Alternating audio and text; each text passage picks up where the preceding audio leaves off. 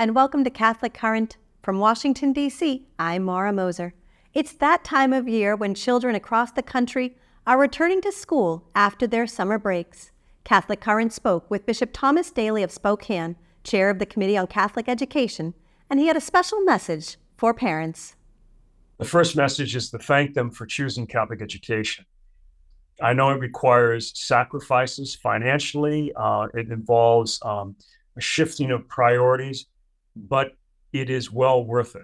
It's my responsibility as bishop and other bishops and pastors to make sure that Catholic education that is offered is a solid Catholic education, rooted in the teachings of Christ and his church, a school that provides the academic rigor that is necessary to also have opportunities for students in athletics and extracurricular to learn a spirit of give and take and generosity of heart. So my message to the parents is thank you for making this choice for Catholic education. I know it's not easy, but it is an investment that will bring great blessings, not only in the lives of the children, but you as parents and the wider society, our church. I think at the heart of Catholic education is the experience of Jesus Christ, the words of our Lord to his disciples, a word that was a bit of maybe a reprimand, but more than anything else, a statement of clarity. Let the children come to me and do not hinder them.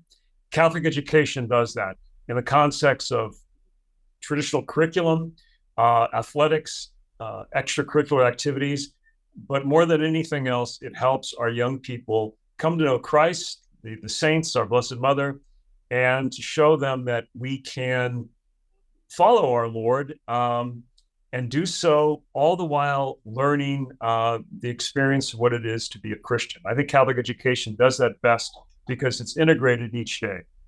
Thank you very much, Your Excellency. Right. God bless. Thank you. For more than 100 years, Catholic News Service has shared with people in the United States and in other parts of the world the news about the Pope, their trips, and other major events from Rome. Two of these CNS Rome staff members are Carol Glatz and Justin McClellan. We spoke with them earlier today.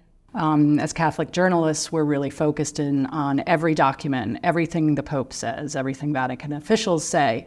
And what often happens is then in the secular press or other news outlets, you're given a more superficial presentation, or the headlines especially offer a very different view.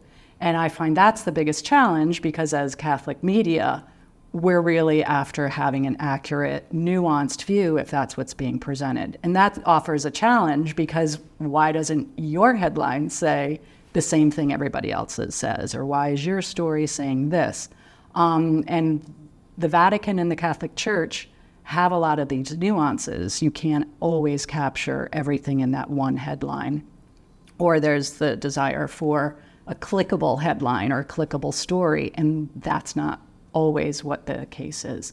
So it's a wonderful challenge to be able to take some very complex, well thought out documents and speeches and give a very accurate, honest portrayal of what's really happening, not having to worry about a clickable headline in every case. But it's a challenge when your stories don't match up necessarily with other outlets. With the Synod coming in October, what can we look forward to coming from Catholic News Service in Rome and just kind of writ large?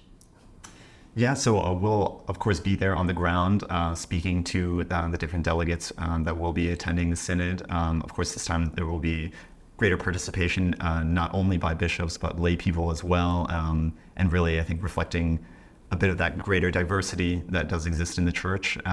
So we'll be there speaking to them, hearing their voices, trying to bring that to American Catholics so that they can be plugged into what's going on in the Synod. And it's an ongoing process. And so this is a major step in that process, but it is just one of it. So we are hoping that this kind of lays the groundwork for then the next year, kind of establishing the foundations of those conversations that we're going to be carrying out through the next year until the Synod. This current Synod reaches its completion process in October of next year. Thanks for joining us for this edition of Catholic Current. You can find out more about Catholic educational resources and the work of Catholic News Service Rome by visiting us at usccb.org or follow us on social media at USCCB. I'm Maura Moser. See you next week.